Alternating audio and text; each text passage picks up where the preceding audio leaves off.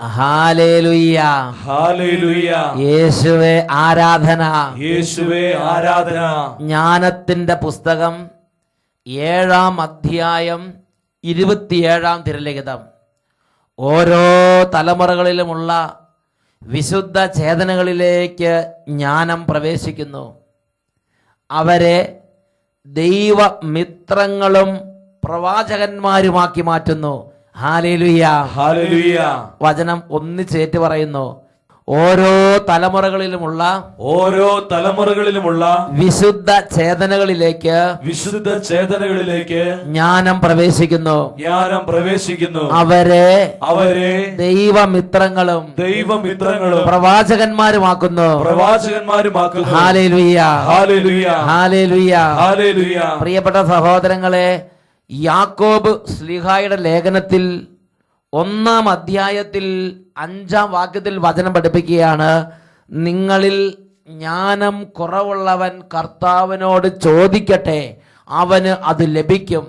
ഈ നിമിഷങ്ങളിൽ നമുക്ക് എല്ലാവർക്കും എഴുന്നേറ്റ് നിൽക്കാം.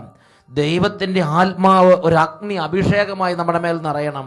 നമ്മുടെ ജീവിതത്തിൽ കുറവുള്ള ജ്ഞാനം, വെളിച്ചം, തെളിവ്, വിശുദ്ധി, ദൈവഭക്തി, പ്രാർത്ഥന, ദൈവവിചാരം ഇതെല്ലാം ദാനമായി നിറയാൻ സ്വർഗത്തിന് മുമ്പിൽ എളിമപ്പെടുന്ന സമയമാണ്.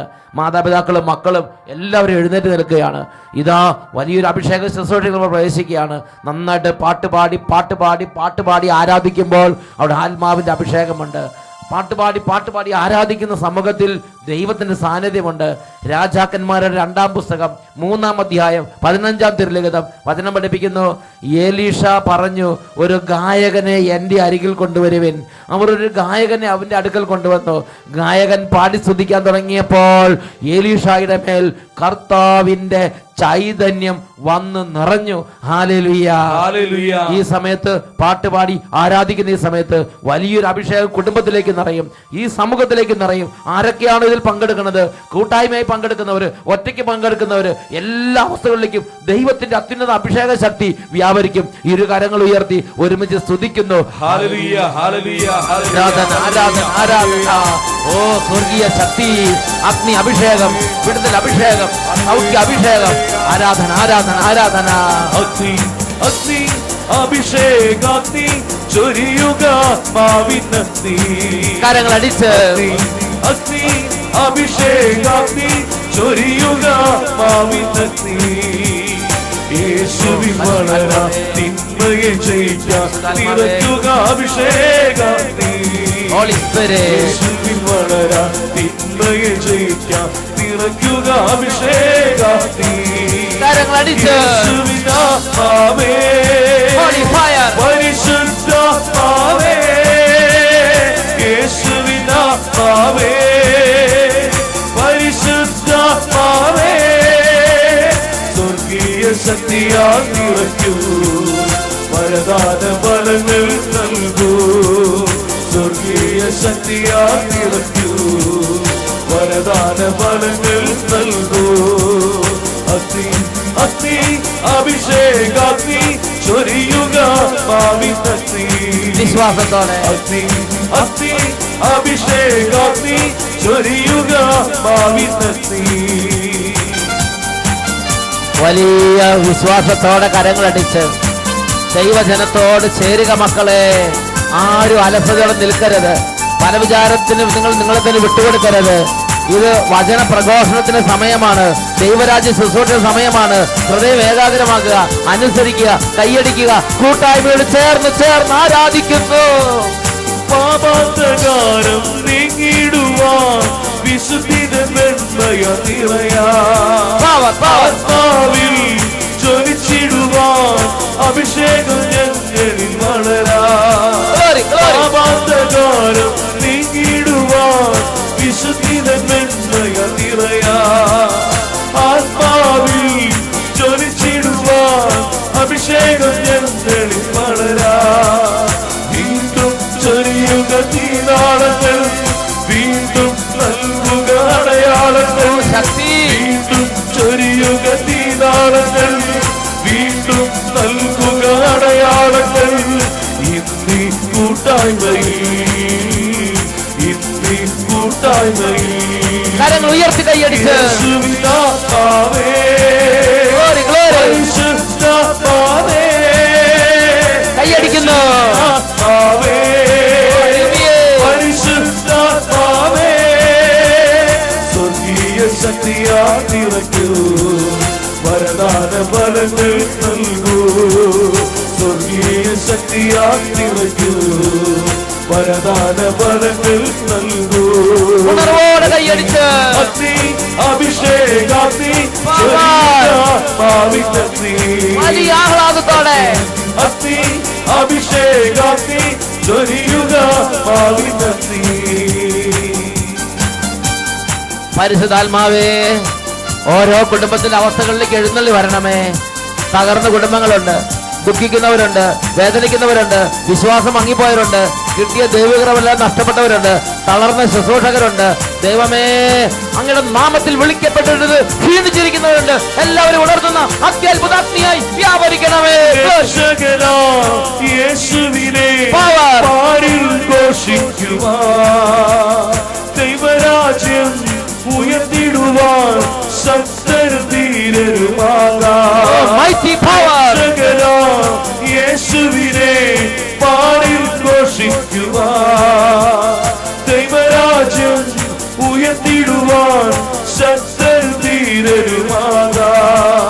വീണ്ടും ചൊരിയുക തീനാളങ്ങൾ, വീണ്ടും നൽകുക അടയാളങ്ങൾ, വീണ്ടും ചൊരിയുക തീനാളങ്ങൾ, വീണ്ടും നൽകുക അടയാളങ്ങൾ, അഭിഷേകങ്ങൾ കൂട്ടായ്മയിൽ ഇന്നീ കൂട്ടായ്മയിൽ യേശുവിനാത്മാവേ ഉയർത്തി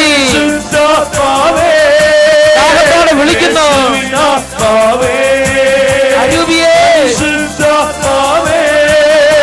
വിളിക്കുന്നു.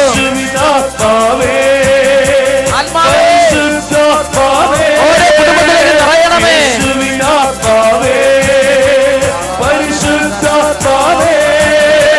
സ്വർഗീയ ശക്തിയാൽ നിറയ്ക്കൂ വരദാന ഫലങ്ങൾ നൽകൂ സ്വർഗീയ ശക്തിയാൽ നിറയ്ക്കൂ വരദാന ഫലങ്ങൾ നൽകൂ വരദാന ഫലങ്ങൾ നൽകൂ. കരങ്ങൾ ഉയർത്തി ഒരുമിച്ച് സ്തുതിക്കുന്നു.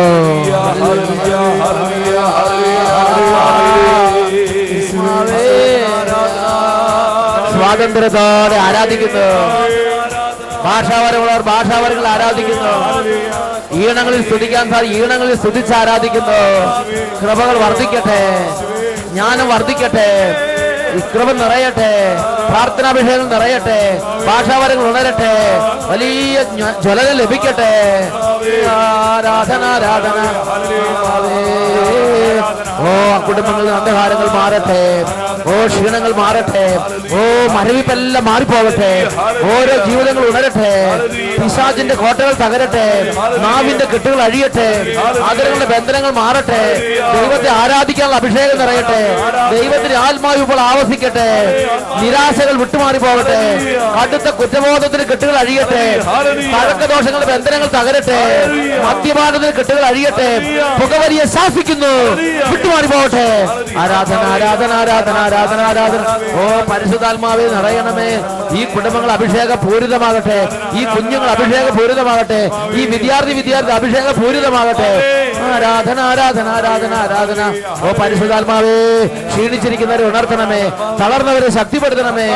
ആരാധന ആരാധന ആരാധന ആരാധന ആരാധന ആരാധന. ഹല്ലേലൂയ ഹല്ലേലൂയ ഹല്ലേലൂയ ഹല്ലേലൂയ. ആരാധന ആരാധന ആരാധന.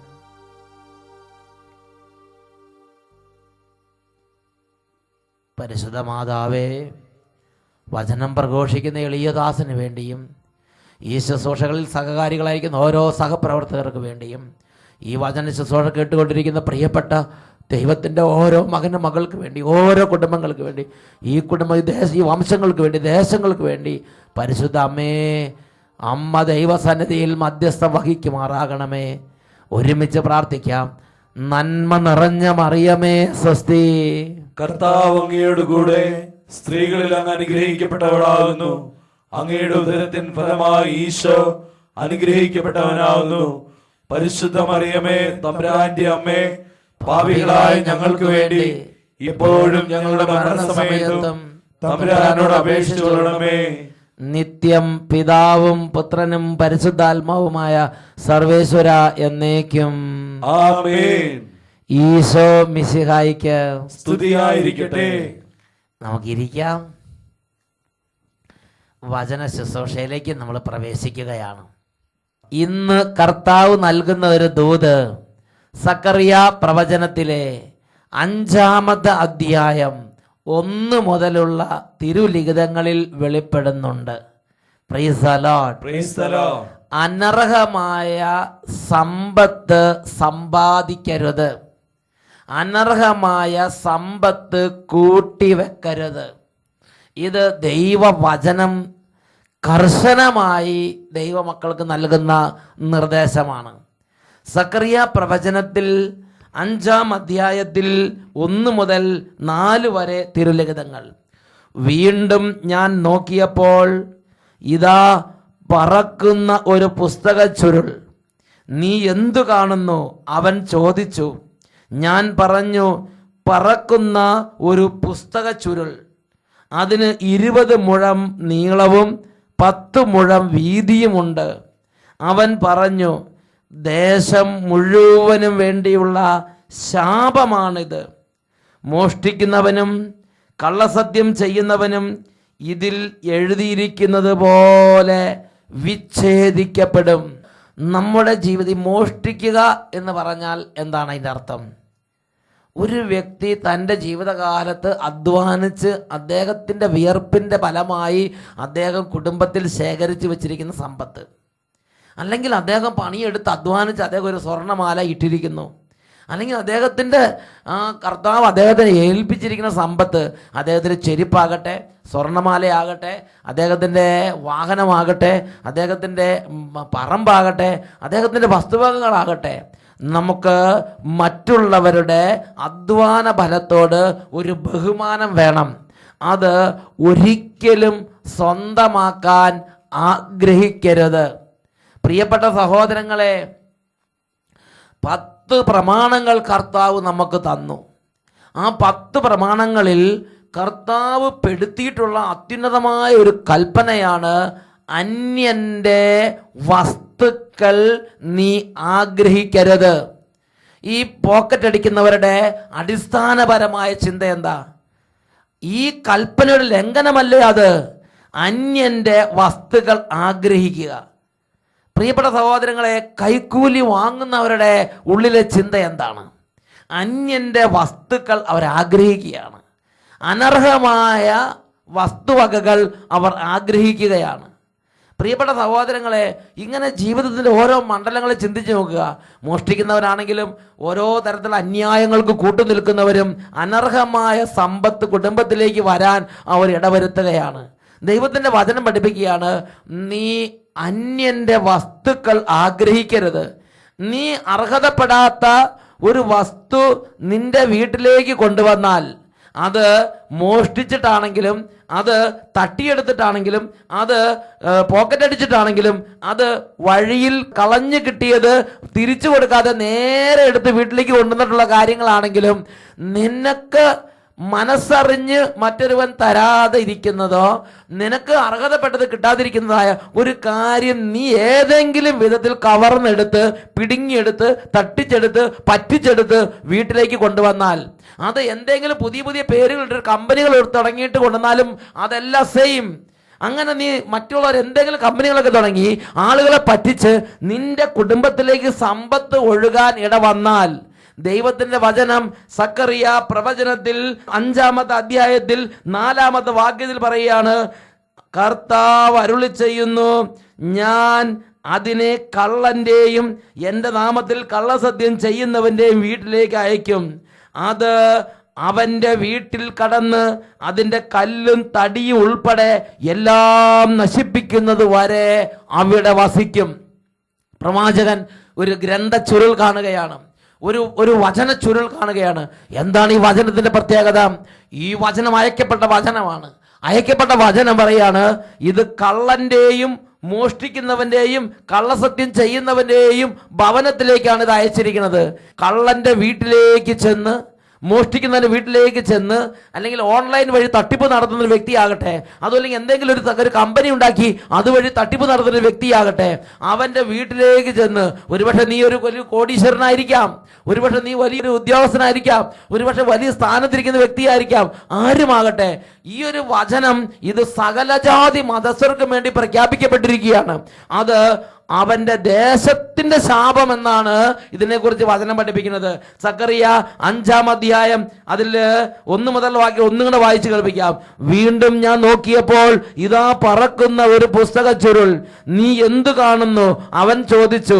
ഞാൻ പറഞ്ഞു, പറക്കുന്ന ഒരു ചുരുൾ, അതിന് 20 മുഴം നീളവും 10 മുഴം വീതിയുമുണ്ട്. അവൻ പറഞ്ഞു, ഇത് ദേശം മുഴുവനുമുള്ള ശാപമാണ്. ഇത് ക്രിസ്ത്യാനികൾക്ക് വേണ്ടി മാത്രമുള്ളതോ, അല്ലെങ്കിൽ ഏതെങ്കിലും ഒരു പ്രത്യേക പ്രാർത്ഥിക്കാൻ പോകുന്നവർക്ക് വേണ്ടി മാത്രമുള്ളതോ, ധ്യാനം കൂടാൻ പോകുന്നവർക്ക് വേണ്ടി മാത്രമുള്ളതല്ല. നീ ധ്യാനം കൂടുന്ന വ്യക്തിയാണെങ്കിലും ധ്യാനം കൂടാത്ത വ്യക്തിയാണെങ്കിലും, വിശ്വസിക്കുന്ന വ്യക്തിയാണെങ്കിലും വിശ്വസിക്കാത്ത വ്യക്തിയാണെങ്കിലും, അംഗീകരിക്കുന്ന വ്യക്തിയാണെങ്കിലും അംഗീകരിക്കാത്ത വ്യക്തിയാണെങ്കിലും, ഇത് ദേശം മുഴുവനും വേണ്ടിയുള്ള ശാപമാണ്. മോഷ്ടിക്കുന്നവനും കള്ളസത്യം ചെയ്യുന്നവനും ഇതിൽ എഴുതിയിരിക്കുന്നത് പോലെ വിച്ഛേദിക്കപ്പെടും. സൈന്യങ്ങളുടെ കർത്താവ് അരുളി ചെയ്യുന്നു, ഞാൻ അതിന് കള്ളന്റെയും എന്റെ നാമത്തിൽ കള്ളസത്യം ചെയ്യുന്നവന്റെയും വീട്ടിലേക്ക് അയക്കും. അത് അവന്റെ വീട്ടിൽ കടന്ന് അതിന്റെ കല്ലും തടിയും ഉൾപ്പെടെ എല്ലാം നശിപ്പിക്കുന്നത് വരെ അവിടെ വസിക്കും.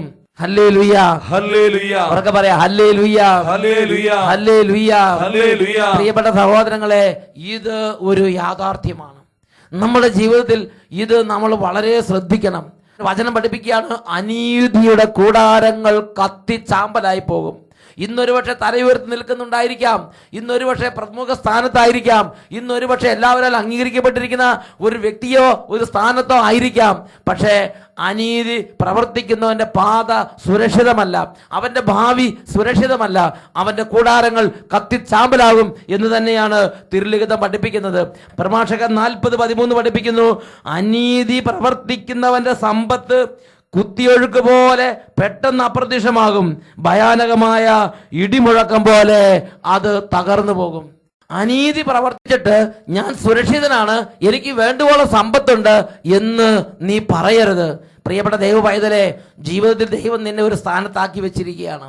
നീ ഇപ്പോൾ ഒരു വലിയൊരു ഉദ്യോഗസ്ഥനോ, ഒരു പ്രമുഖ കമ്പനിയുടെ തലവനോ, അതും അല്ലെങ്കിൽ പ്രമുഖ സ്ഥാനത്തിരിക്കുന്ന ഒരു അധികാരിയോ ആയിരിക്കാം, ഒരുപക്ഷെ സ്ഥാപനത്തിന് തലപ്പത്തിരിക്കുന്ന വ്യക്തിയായിരിക്കാം, ഒരുപക്ഷെ ഒരു പാർട്ടിയുടെ തലപ്പത്തിരിക്കുന്ന വ്യക്തിയായിരിക്കാം. നീയായിട്ട് നിന്റെ കാലഘട്ടത്തിൽ ആ ദേശത്ത് അനീതി കട്ടപിടിക്കാൻ ഇടവരുത്തരുത്.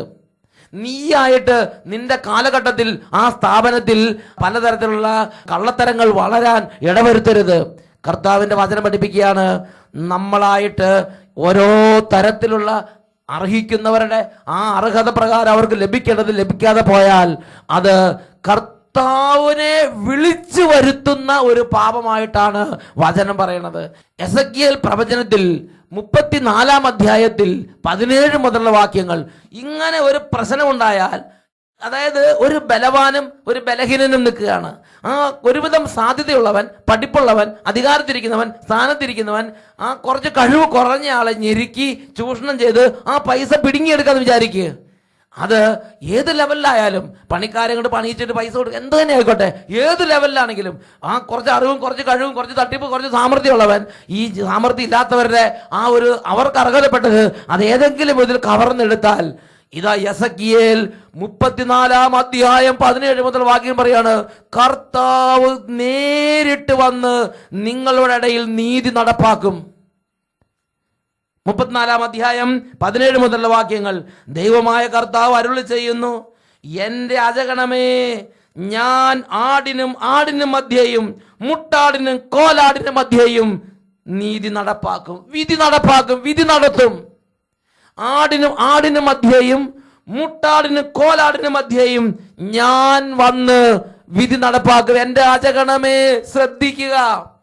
അതായത് ബലവാൻ ബലഹീനനെ ഞെരുക്കുന്നൊരു അന്തരീക്ഷം, ഇത്തിരി തട്ടിപ്പും ഇത്തിരി സാമർഥ്യമുള്ളവൻ സാമർഥ്യം ഇല്ലാത്തവർ, സ്വതേ മന്ദഗതിക്കാരുമായവരെ, കണക്ക് പറഞ്ഞ് മേടിക്കാൻ കഴിവില്ലാത്തവരെ, യൂണിയൻ ഇല്ലാത്തവരെ, സംഘാതമായി സമരം ചെയ്ത് മേടിക്കാൻ കഴിവില്ലാത്തവരെ അങ്ങനെ ഞെരുക്കിയാൽ കർത്താവ് അരുളി ചെയ്യുന്ന, ഞാൻ ആടിനും മധ്യേ വിധി നടപ്പാക്കാൻ വേണ്ടി ഞാൻ ഇറങ്ങി വരും. കർത്താവ് അരുളി ചെയ്തിരിക്കുകയാണ്. വീണ്ടും അടുത്ത വചനം, നല്ല മേച്ചിൽ പുറത്ത് നിങ്ങൾക്ക് മേഞ്ഞാൽ പോരെ, മിച്ചമുള്ള പുൽത്തകിടി ചവിട്ടി തേച്ച് കളയണമോ? ശുദ്ധജലം കുടിച്ചാൽ പോരെ, ശേഷമുള്ള ജലമല്ല ചവിട്ടി കലക്കണമോ? എന്റെ ആടുകൾ നിങ്ങൾ ചവിട്ടി തേച്ചവ തിന്നുകയും ചവിട്ടി കലക്കിയത് കുടിക്കുകയും ചെയ്യണമോ? ദൈവമായ കർത്താവ് അരുളി ചെയ്യുന്നു, ഇതാ ഞാൻ തന്നെ കൊഴുത്ത ആടുകൾക്കും മെലിഞ്ഞ ആടുകൾക്കും മധ്യേ വിധി പ്രസ്താവിക്കും. എഴുന്നേറ്റ് നിൽക്കാം. പ്രിയപ്പെട്ട സഹോദരങ്ങളെ, കൊഴുത്താടെ പ്രത്യേകം ശ്രദ്ധിക്കണം. എന്ന് പറഞ്ഞാൽ നിനക്ക് ഇന്ന് കഴിവുണ്ട്, സാമർഥ്യമുണ്ട്, വാക്ചാതുര്യമുണ്ട്, എന്തായാലും പറഞ്ഞ് മറ്റുള്ളവരെ ഇരുത്താൻ കഴിവുണ്ട് എന്ന് വിചാരിച്ച് നിന്റെ കഴിവ് ഉപയോഗിച്ച് ദുർബലരെ അടിച്ചമർത്തരുത്. നിന്റെ കഴിവ് അനീതിപരമായ കാര്യങ്ങളിലേക്ക് നീങ്ങരുത്. നിന്റെ കഴിവ് ഉപയോഗിച്ച് ബലഹീനതയെ ഉയർത്തണം. ഇതല്ലേ കർത്താവ് ആഗ്രഹിക്കുന്നത്? ഇതല്ലേ കർത്താവ് ആഗ്രഹിക്കുന്നത്? റോമാലേഖനത്തിൽ 9-ാം അധ്യായം 16-17 വാക്യങ്ങൾ വിശുദ്ധ ഗ്രന്ഥം ഫറവോയോട് ഉദ്ഘോഷിക്കുന്നു, ഭൂമിയിലെങ്ങും എന്റെ നാമം ഉദ്ഘോഷിക്കപ്പെടുന്നതിന് വേണ്ടിയും എന്റെ മഹത്വം നിന്നിൽ വെളിപ്പെടുന്നതിന് വേണ്ടിയുമാണ് ഞാൻ നിന്നെ ഉയർത്തിയത്. അതിന് പകരം നീ ഇന്ന് മറ്റുള്ളവരെ ഞെരുക്കുകയോ, നീ ഇന്ന് മറ്റുള്ളവരുടെ അവകാശങ്ങൾ പിടുങ്ങിയെടുക്കുകയോ, നീ ഇന്ന് മറ്റുള്ളവരെ തട്ടിപ്പ് നടത്തി നിന്റെ സാമർഥ്യം കഴിവിലെ തട്ടിപ്പിനും പറ്റിക്കലിനും വേണ്ടി മാറ്റിവെക്കുകയോ? ഈ നിമിഷങ്ങളിൽ 2 കാര്യങ്ങൾ ഉയർത്തിപ്പിടിക്കാം. കർത്താവിനോട് പ്രാർത്ഥിക്കുകയാണ്, കർത്താവേ, അന്ധകാരത്തിന് ചിന്തകൾ മാറ്റി നേർവഴി തരണം. കർത്താവേ, നേർവഴി തരണം. 2 കരങ്ങൾ ഉയർത്തി ഒരുമിച്ച് സ്തുതിക്കട്ടെ. ഹല്ലേലൂയ. ഓ ജ്ഞാനത്തിൻ ചൈതന്യമേ, ഞങ്ങളിൽ നിറയണമേ. ജ്ഞാനത്തിന്റെ ചൈതന്യമേ, ഞങ്ങളിൽ നിറയണമേ. ജീവിക്കും ദൈവത്തിന്റെ അരൂപിയേ, ഞങ്ങളിൽ നിറഞ്ഞ് ഞങ്ങളെ ഉരുക്കി വാർക്കണമേ. 2 കരങ്ങൾ ഉയർത്തി ഒരുമിച്ച് ഉറക്കെ സ്തുതിക്കുന്നു. ജീവിക്കും ദൈവത്തിൻ അരൂപിയേ, നവ്യമായി ഞങ്ങളിൽ വസിക്കേണമേ.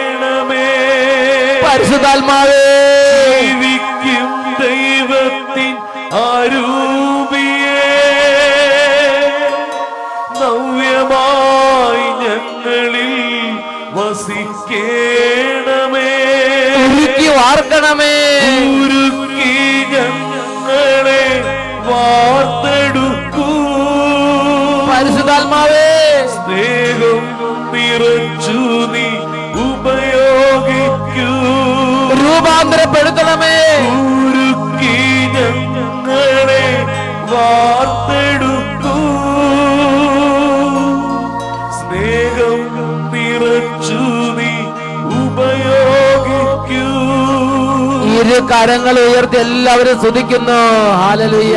പരിശുദ്ധാത്മാവേ, കുരുട്ടുബുദ്ധി എടുത്തു മാറ്റി, വക്രബുദ്ധി മാറ്റി, തട്ടിപ്പിന്റെ സ്വഭാവം മാറ്റി, അലസത സ്വഭാവം മാറ്റി, അധ്വാനിക്കാതെ സമ്പത്ത് ശേഖരിക്കുന്ന രീതി മാറ്റി, നേർവഴി നൽകണമേ.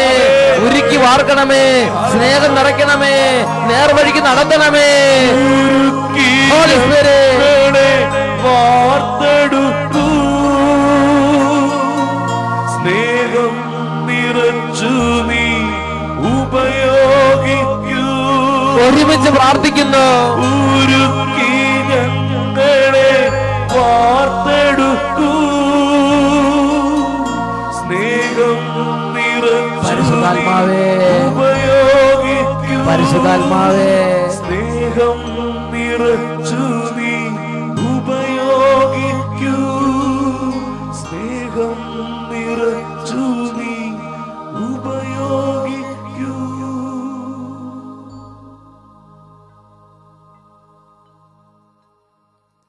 Hallelujah. Hallelujah. Praise the Lord. Praise the Lord.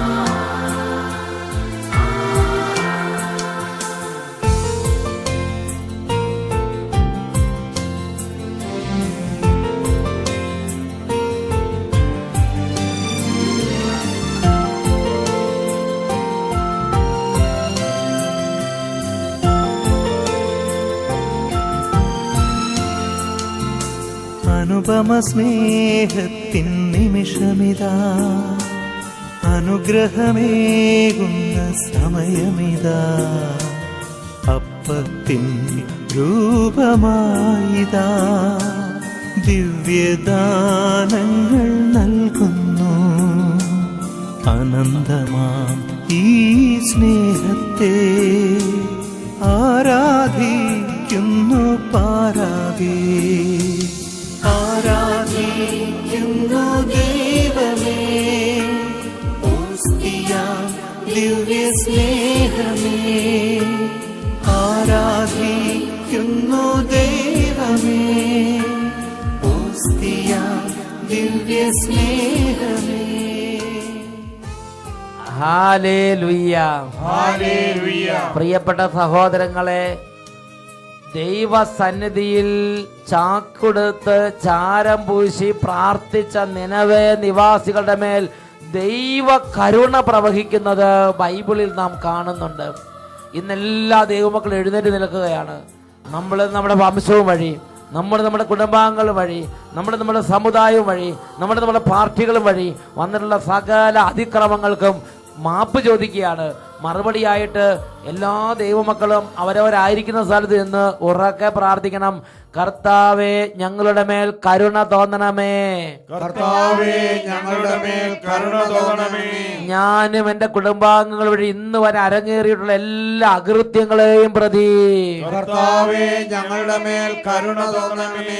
ഇന്ന് വരെ സംഭവിച്ചുള്ള സകല രക്തച്ചൊരിച്ചിലിനെയും പ്രതി കർത്താവേ, ഞങ്ങളുടെ മേൽ കരുണ തോന്നണമേ. ഞങ്ങളായി ഈ ഭൂമിയിൽ സംഭവിച്ച എല്ലാ അനീതികളെയും പ്രതി കർത്താവേ, ഞങ്ങളുടെ മേൽ കരുണ തോന്നണമേ. നിസ്സഹായനെന്ന് കരുതി പലരെയും നശിപ്പിച്ചതിനെ പ്രതി കർത്താവേ, ഞങ്ങളുടെ മേൽ കരുണ തോന്നണമേ. പടിവാതിൽക്കൽ കഷ്ടപ്പെട്ടവരിൽ നിന്ന് അന്യായമായി ലാഭം നേടിയതിനെ ഓർത്ത് കർത്താവേ, ഞങ്ങളുടെ മേൽ കരുണ തോന്നണമേ. രണ്ട് കരങ്ങൾ ഉയർത്തി ഒരുമിച്ച് ഉറക്കെ സ്തുതിക്കുന്നു. ഹല്ലേലൂയ. കർത്താവേ, ഇപ്പോൾ ഈ കുടുംബങ്ങളിലേക്ക് ഇടപെടണമേ. ഈ കുടുംബാംഗങ്ങളെ അവിടുന്ന് സ്പർശിക്കണമേ. ഈ കുടുംബങ്ങളെ രക്ഷിക്കണമേ.